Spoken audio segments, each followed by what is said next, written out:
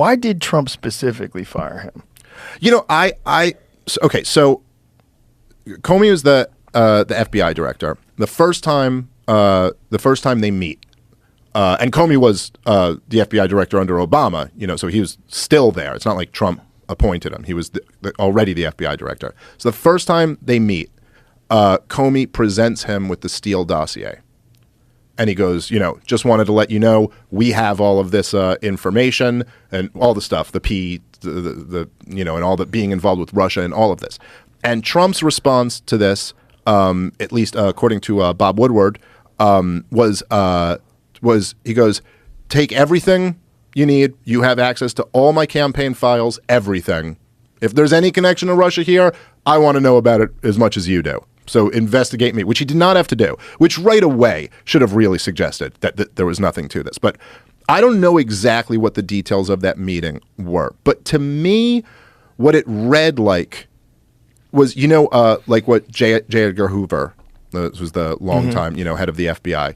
What he used to do was like, so JFK, you know, wins the presidency. Bobby Kennedy, RFK Jr.'s father, is the attorney general.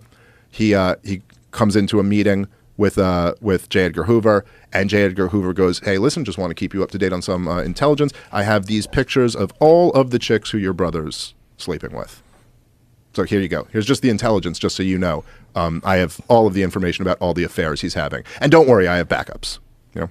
So anyway, so I don't know who you guys are thinking to tap for FBI director, but I'm thinking I do another term. You know what I mean? It's like that kind of deal. It's like a soft blackmail. And it seems like there was something like that with Comey presenting all of it. Like, here, look what I have. And I think he kind of tried. Was this before the Steele dossier had been released publicly? Yes. And so I think he was kind of like, look, here's what I have. Here's, you know, and like kind of tried to like alpha Donald Trump. Yeah. And I think trying to do that to Donald Trump, like Trump's knee-jerk reaction, he's like, you know what my catchphrase is, right? It's like, you're fired. Yeah. And like, I don't think he told that to him to his face there, but I think that was ultimately kind of like what got him to fire him. And then that, firing Comey, is what set off the whole thing. And, you know, but like I said earlier, they had been already investigating him, knowing this was bullshit from the very beginning, since the campaign. And Andrew McCabe, who was the deputy FBI director at the time. So James, so after they fired the FBI director, he said this on a 60 Minutes interview. He said that basically they all sat around, all the top people at the Justice Department, and they considered invoking the 25th Amendment, which is, you know, getting enough of the cabinet to declare that the president is unfit to serve and removing him, and that's what they wanted to do. And he said that they basically realized they couldn't get enough of the cabinet, like they couldn't get enough people to agree to that. And so they settled on Mueller.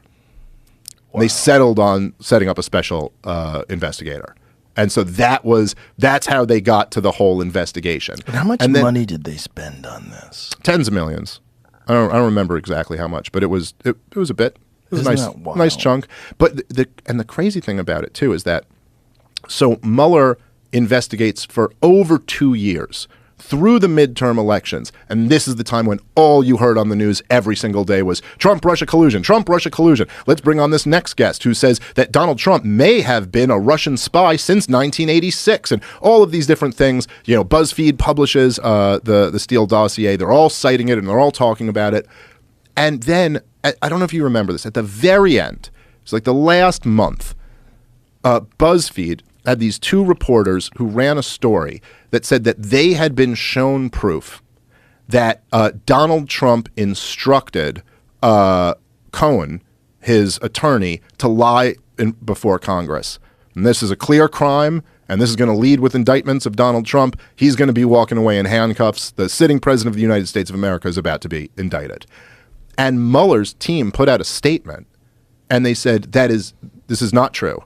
And we have not found that in our investigation. So they were willing, at that point, toward the very end, yes, this was the Mueller report found that Trump did not direct Michael Cohen to lie. But more importantly than that is that they came out before the report was out and said, hey, listen, everyone's speculating about this, kind of like control expectations because that's not going to happen. We didn't find any evidence of that.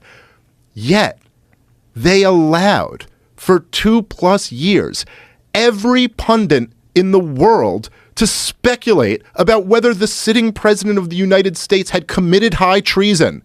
And he never came out and said, hey, guys, that's not where our investigation is pointed at all. Like, cool it with that. He let everybody say that through the midterm elections and just through the first 2+ years of Trump's administration. Just let that hang over him, even though clearly he never had any evidence pointing in that direction at all, which is insane. It's like, it was like the biggest story in the history of the United States of America, if it was true, that the sitting president is actually a Russian agent. Right. Like, there's nothing bigger than that ever. But the actual story is almost as big, which is that the intelligence agencies framed the sitting president for treason. And they all got away with it. And this is the world we're living in right now. This is the real red pill moment. It's the rich men north of Richmond. They all want total control. Yeah. And but that's kind of, I think on some instinctual level, like that's why that song resonates so much with people. I remember you said once, I always thought this was like the best way to put it. And I believe you were talking about Occupy Wall Street.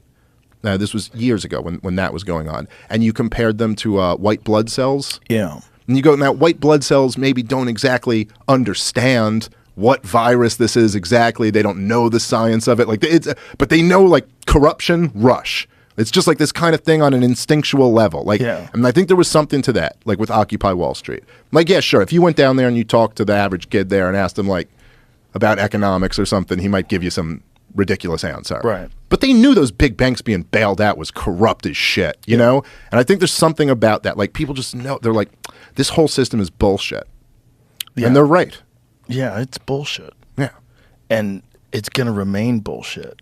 That's what's crazy. Until the libertarians take over. Join the Libertarian Party, the Mises Caucus. We're gonna get us there. But even if they got into power, what are they going to do about this vast intelligence community and the influence of special interests? Well, look, it's almost like two separate things. Okay, so it's like what needs to be done, you know, versus how you get it done. Right. And that's the how you get it done part is much more challenging. But it's like I'd say like you know, like if you were bit by a venomous snake, and like whatever the like antidote or something is like at the top of a really steep hill, and you're like, okay, well the answer is we have to get that and inject it in you. But then the real problem becomes like, okay, but how the hell do we get up this hill?